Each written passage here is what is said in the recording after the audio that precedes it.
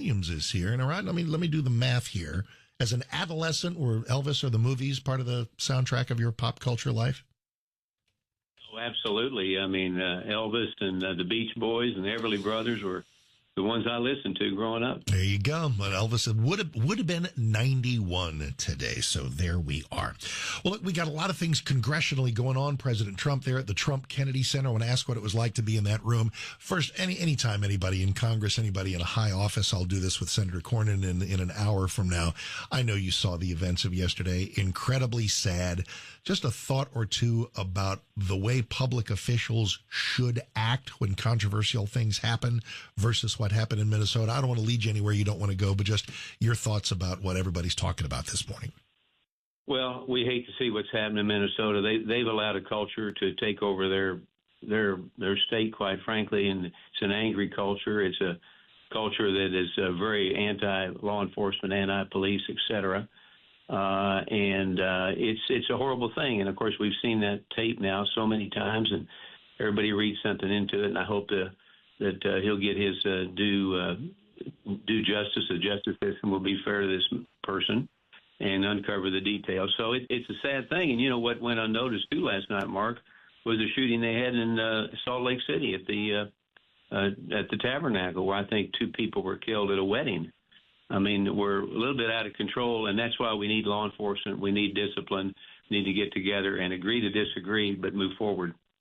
Precisely true. So as the week began, the Republican members of Congress were brought into the freshly renamed Trump Kennedy Center, and President Trump took to the stage in the facility that bears his name and gave you all a big pep talk about how to win the midterms. What was his main message as you heard it, and how equipped do you think we are to carry it out? Well, I do think we will win the midterms. I think we got the message. We have to do a better job, I think, Mark, as conservatives of retailing our position. You know, I'm in the car business, so I think about selling, I think about retailing. We need to do a better job. And when I say that, you know, this is a time here in the next 4 months, people can get the largest tax cut refund they've ever seen. We need to talk about the permanency of the taxes we got generated by the big, beautiful bill. We need to talk about less regulations for our banks that are going to allow people to borrow more money and create jobs and create opportunity, and 100% expensing. And, you know, even we talk about people through the years losing the family farm. We passed a bill in this, too, that increases people's inheritance tax obligation from $15 to $30 million, which is great. And you and I have talked before, we've got to focus, too, on getting these young people that are not going to college, get them into trade schools. So we got plumbers, welders, carpenters to take on what I think is going to be one of the greatest economies we've ever had this next year. We need to sell that. He reminded us we need to sell that. We don't need to be playing defense. We need to be very aggressive in what America looks like today and the opportunities ahead for us. There have always been a lot of different types of Republicans, a lot of different flavors, a lot of different degrees of conservatism. I understand that. Not everybody's going to be hardcore MAGA. Not everybody's going to be as conservative as I am. I totally get it. It seems, though, that we are in an era of outright troublemaking, whether it's what people are saying about Venezuela, whether it's what people are saying about ICE. And again, I'm not looking for lockstep unanimity necessarily, but man, there are some folks that are just deeply unhelpful. And I don't mean just within the halls of Congress, but sort of within conservative social media. It's a weird time when people ought to be looking at the big picture, it seems to me. No question about it. I mean, we stand on the precipice of having one of the greatest opportunities to grow this country and grow capitalism and entrepreneurship than we've ever seen. And look, we all should be able to agree to disagree. Reagan said 80% of a deal is a pretty good deal. And so, you know, we've got folks that maybe want to take it a different direction, but I think the president's leading. He's reminding us of what conservative values is, what opportunities we have. We need to do a better job in our schools, these kind of things. But we don't need to fight each other because we are our own worst enemy. I believe we win in large part the midterms because the Democrats have no leadership. And you look at AOC and you look at Walz, for example, who could have been vice president. There's no leadership there. And I think if we do the right thing and talk about things that we're doing with a smile on our face, I think we can win almost in certain have a large part by the Democrats just being who they are, and we win from that point.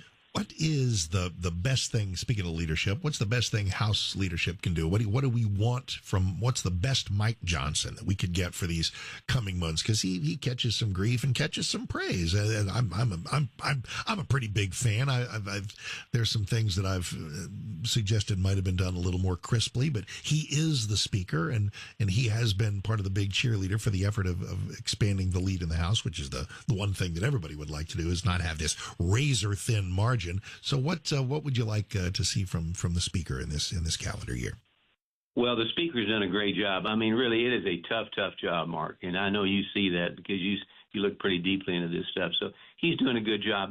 And I've said this publicly to my colleagues: we need to do a better job of selling what we're all about, selling conservative values, and not reacting to charges made by the other side and a lot of lies and so forth. We need to move forward about what we're going to do. Sometimes when you talk more about your opponent than not, you lose ground.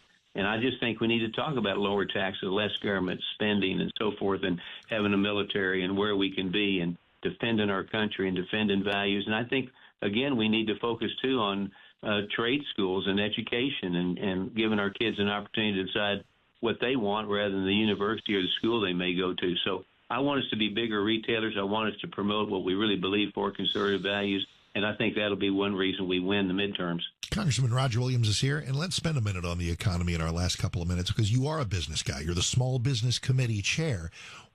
Pressure's kind of on here. Trump ran on a better economy. Gas prices are down. Grocery prices are down. Things are moving. What's it? Who mentioned it was the Keith Self, your colleague Keith Self mentioned the green shoots are showing sort of a Howard Garrett horticultural nose of a plant coming out of the dirt to show that good and growing things are about to happen. Things are pointing in an optimistic way for the economy. We deeply need for that to continue, don't we? Well, yeah, we have to have the greatest economy in the world. If the world's going to survive, America has to lead the way economically and militarily. I think we're doing it certainly militarily, and I think from an economic standpoint, look what this guy has done in just less than over a year. I mean, he's digging deep on ways to make our country better, and that's what we are. We are job creators. We are conservative. We believe in the private sector. We believe in entrepreneurship. We believe in competition, and that's what creates a strong America, and that's what he's doing. That's what he's leading. He's showing a lot of people how to lead. He's showing a lot of people how to, frankly, do business and treat people like customers. So I think we got it going. I feel really good about it, Mark, and I think the economy is going to be great. And I've been in the entrepreneurship business 57 years, and I'm excited to be a part of chairing this Small Business Committee. Main Street's doing good. Main Street's got a hop in their step with taxes being cut, inheritance taxes being lowered, regulations, I said, and the opportunity to create more plumbers, welders, carpenters in our schools and graduate others. I think we sit in a great position to set the course on them for hundreds of years, quite frankly. Last thing, your business avenue has, of course, been automotive. As the year wound down, I sort of reconnected with my good friend Jerry Reynolds, who does the Car Pro show on what we call Another Station. And he and I were talking about what Ford had to just eat in terms of just billions of dollars for having overestimated people's appetite for electric vehicles. And then, did you, as a car guy, did you ever run across my buddy Ed Wallace in that Wheels show? Sure. I mean, and Ed passed away over the holidays, and that one still hurts me, man. He was 72. From Jerry to Ed, the guys doing the car talk shows have always had a special place in my heart. So I wanted to kind of run that by you and your thoughts about 2026 automotively. Well, I think it's going to be good, but Ed was a good friend of mine, too, as is Jerry. But I think that what happened is the big three went woke. They went woke with Obama, and they committed to do all these weird things, build electric vehicles, never asking the consumer, never asking the dealer on what does the customer want. And so they ate the big one. And there is no market for electric vehicles, and they missed it. And that's why the auto manufacturers need to listen more to the consumer, listen more to their dealers, make what the consumer wants and what the dealer wants to sell. And our industry is going to do great. And so we had a good year this year. I think most everybody would tell you it was a good year. Rates are coming down. Prices are even coming down.